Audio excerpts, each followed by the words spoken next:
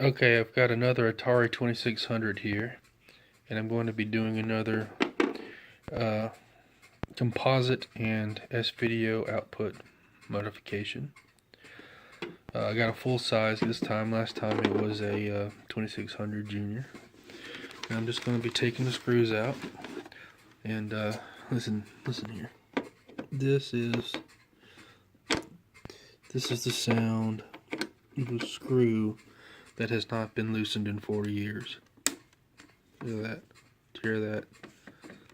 That is the sound of a screw that has not been loosened in 40 years. So I'm going to take this out, take this apart, and we'll get going from there. Okay, I've got it open, and look, I've got a manufacturing date, May 2nd, 1982. No, wait, May 21st, 1982. So this thing hasn't seen, this board has not seen the light of day since 1982. So I'm going to get all this metal shielding off and get to the chips, and we'll see what we can do from here.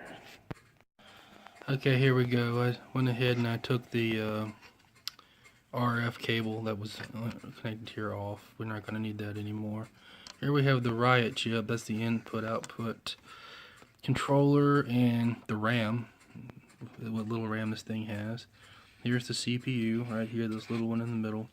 And this is the chip we're going to be working with. This is the TIA, and it's the video chip. So I'm going to try to pry this out, and hopefully I don't break anything. Okay, so I've got the chip out. Didn't hurt the socket, so that's good. Here's my plan, and I don't know how well it's going to work, but hopefully it'll work. I went on easyedit.com and I made these little boards. What I'm going to do is I'm going to put a socket on one side and these pins on one side. Put the TIA chip in the socket, then put the whole board, push it down on here. That way I can solder just to these, and hopefully that'll work.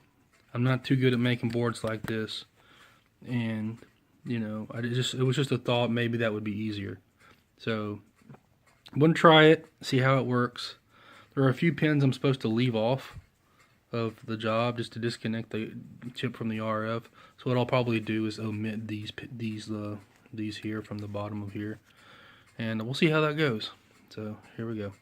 Here it is all assembled.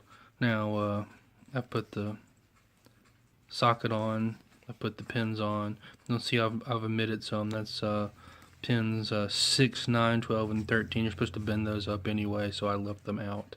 In future revisions of the board, I may leave these holes off altogether so that you don't have to skip. You can just put a whole line on there and not worry about it. But for now, that's the way it is. Yeah, the soldering isn't the neatest in the world, but that's because I'm using a Walmart soldering iron and it's a piece of crap. But what do you want to do? Anyway, I'm going to get some wires soldered on here and see if this board will fit down into the socket of the Atari here. And if it does, we'll just go from there. Okay, excuse the soldering mess, but like I said, it's a Walmart soldering iron, but I don't think I've done any damage.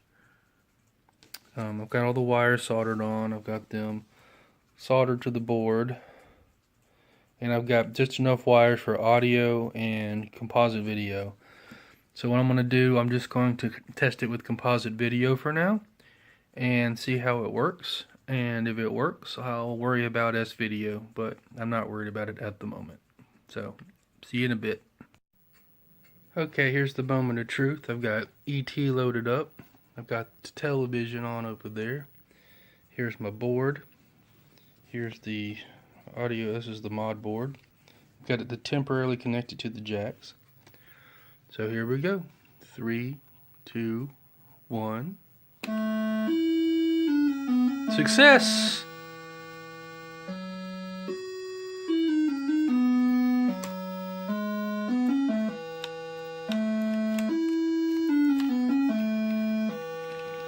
And the select and reset buttons on this Atari don't work. I was just gonna focus on getting the mod working in this video. In part 2, I will drill holes and reassemble the unit, and we'll have a fully AV modded Atari 2600. And I'll also hook up the S-Video. Right now the S-Video is not hooked up, but this little board worked great.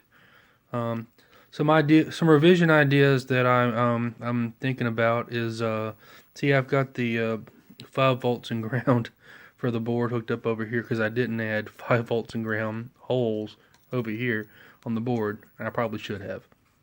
So also I was thinking of, maybe if I had spaced the holes to where this would fit down in it, the mod board could just fit right on top of it and there wouldn't have to be all these wires. Just an idea. But anyway, so far so good. Success, good, clear, crisp picture, and it's working great. So I'll see you next time for part 2.